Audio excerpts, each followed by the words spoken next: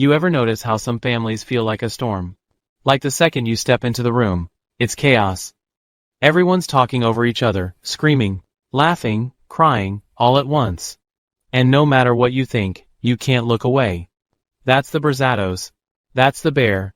And season 4 just made it clear. This family tree is more like a jungle. Twisted, crowded, confusing, but somehow beautiful in its own wrecked way. Today, I'm breaking it all down. Who belongs where? Who's actually related? And who just forces their way into this family because, honestly, that's what love looks like in their world. By the end, you're gonna know exactly how the bears are connected. But more than that, you might see a little bit of someone you know, maybe even yourself. Let's start right in the center. The heart of the family. Carmy, Sugar, Mikey, and Donna. 4 names, 4 people, and if you understand them, you understand why the whole Berzatto clan feels like one long scream turned into a dinner party.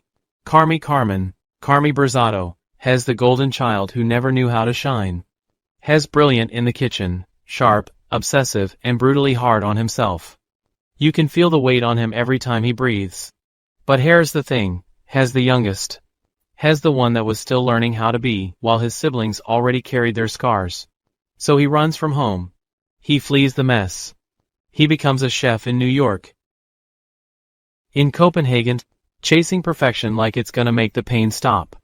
But that's the thing about family, you can put an ocean between you and them. And they still live rent-free in your head. For Carmy, no matter how far he went, the noise of the Berzattos never stopped. Then Therese Natalie Sugar. The middle child. The glue, the caretaker. The one who's always trying to hold the frayed edges together. Even when they burn her. You know that person in every family who's checking if everyone's okay. When really, they're falling apart themselves. That's Sugar. Her vibe is cautious, careful, always checking the emotional temperature. Sometimes almost too careful, like she thinks if she just plays her cards right, maybe the screaming won't start. But here's the tragic part, in this family, the screaming always starts. Then Mikey. Man, Mikey's the type of guy everyone remembers with a laugh first. Charming, gregarious, magnetic. Hez the one you imagine walking into the room with a smile that makes you feel safe. Until it doesn't. Because beneath all that confidence, Mikey was broken. He was drowning. And like a lot of people who feel too much, he turned to drugs to quiet it down. He never made it out. His suicide is the wound the whole show bleeds from. Every scene, every choice, everything Carmy does, it's Mikey's shadow. And you know what's wild? Even though Hez gone, Mikey feels the most present. Like Hez, in every meal, every fight, every whisper the family doesn't say but feels. That's legacy. That's the unbearable weight of love and loss. Now, the woman who shaped them. Donna. Played with terrifying brilliance by Jamie Lee Curtis. Donna is everything you pray your mother isn't, and everything you secretly fear she might be. Volatile, broken, demanding, fragile, and yet God-achingly human. You see her and think, she's the reason they're like this. Then immediately you think, but she's like this because of something too. And that's the cycle. Parents handing down their wounds as if they were heirlooms. For Donna, it's self-hatred, loneliness, the inability to accept love without pushing it away. For her kids, it becomes anxiety, perfectionism, caretaking, escape. And suddenly, you realize, this isn't just a family tree. It's a chain. Linked together by pain, but still somehow bound by love. Now rewind. Before Mikey's death, the Berzattos had this tight circle of chaos. Holidays with people crammed into the house, old friends sitting at the table, yelling about nothing and everything. But family, in the Bear, isn't about blood. That's what makes it so confusing. Because standing right next to Carmy, Sugar, and Donna you've got Richie Jerimovich.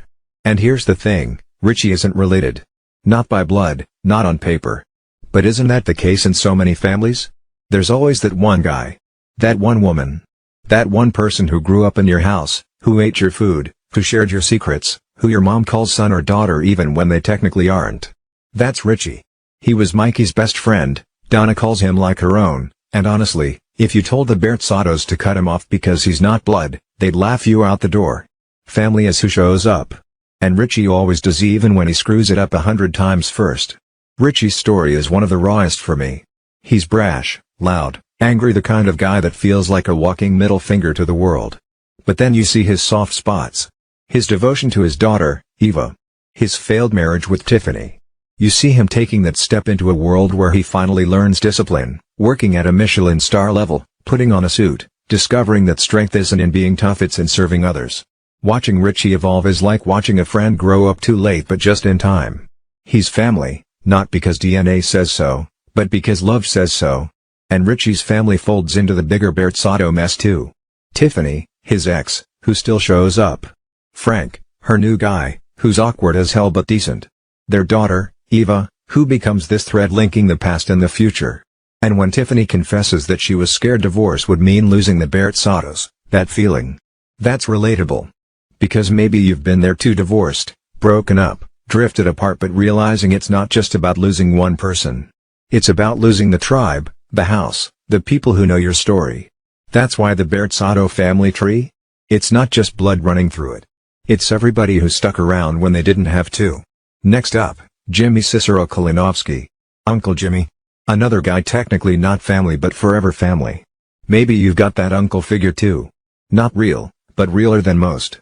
Jimmy was close to the kid's dad. The dad who left, by the way.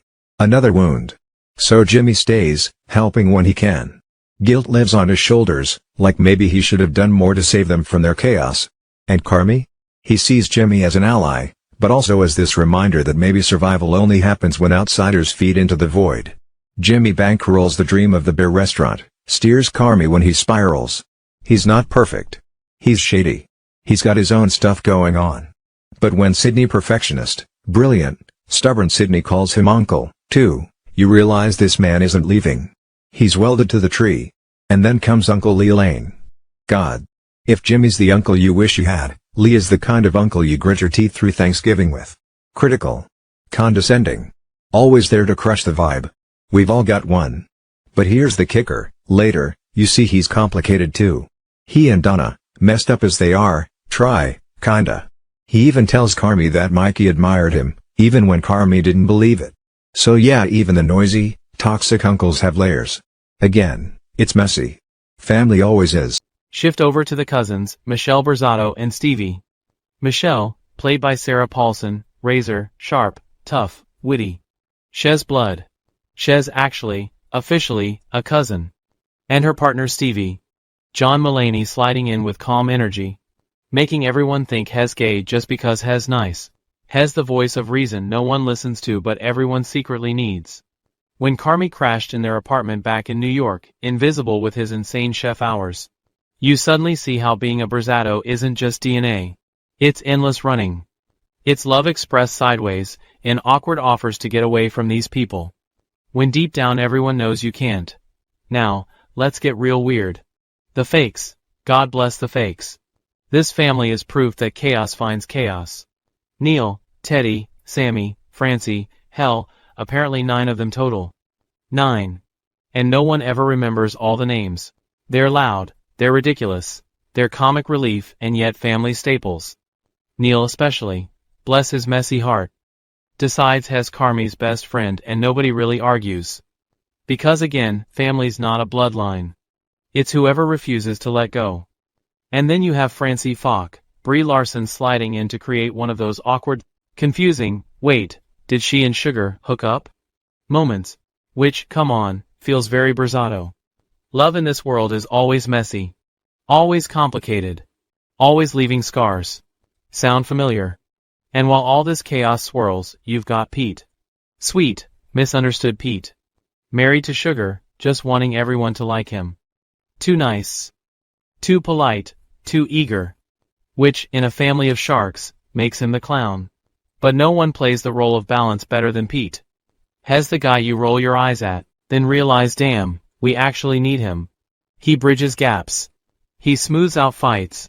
He delivers the one line that brings people back together. And when baby Sophie arrives, his baby with Sugar, that's the exhale in the middle of all this screaming chaos.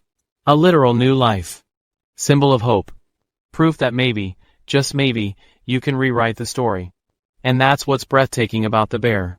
This family, this ever-expanding, noisy, suffocating, addicting, heartbreaking family keeps pulling people in. Claire, Carmy's childhood crush turned sometimes. Lover. Sydney, technically just his business partner, but really part of the tribe.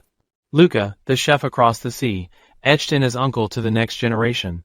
Even us, the viewers. By season 4, don't tell me you don't feel like you're sitting at that Christmas table too. Don't tell me Eva calling Carmy uncle doesn't feel personal. Don't tell me Sophie's birth didn't crack your chest open a little. Because that's the point. This family tree isn't theirs anymore. It's all of ours. Now let me break it down, real simple. The Berzatto family looks like this in spirit. Root pain. Branch chaos. Fruit love. That's it. They scream, they fail, they betray each other. But underneath, they keep showing up. And isn't that what we all want? Isn't that the definition of family, blood or not? People who show up. So here's the big takeaway. When you look at the Berzattos, it's easy to see dysfunction. Easy to mock the chaos. Easy to say you never want to sit at that table. But take a closer look. Doesn't every family, in some way, look a little like this? The uncle who cuts too deep. The sibling who runs too far. The mom carrying her wounds into the next generation. The best friend who's just as much family as the brothers. The cousin who flies in with sharp words and a flight to catch. The outsider who desperately wants to belong. And the baby, the new life who forces everyone, if just for a second, to soften. That's the Berzatto family tree. Not clean. Not organized. Definitely not healthy. But real. Real enough to make us feel seen. Real enough to remind us that love, in its strangest, loudest, most toxic ways, is still love. Real enough to whisper to us, yeah, that's me. That's my mom. That's my sibling. That's my friend. And once you see it, you can't unsee it. So tell me this: who in your life is your Richie? Who's your Donna? Who's the Uncle Jimmy you lean on, or the Pete you don't take seriously until suddenly you do? Tell me in the comments, because I think this isn't just about the bear. This is about all of us. Families aren't neat. They're messy. But they're us. So like this video if you've ever seen yourself in this wild Chicago crew. Subscribe if you want more deep dives like this. And share it with that friend who swears they've got the craziest family on the planet. Because until they meet a Berzatto, trust me, they don't.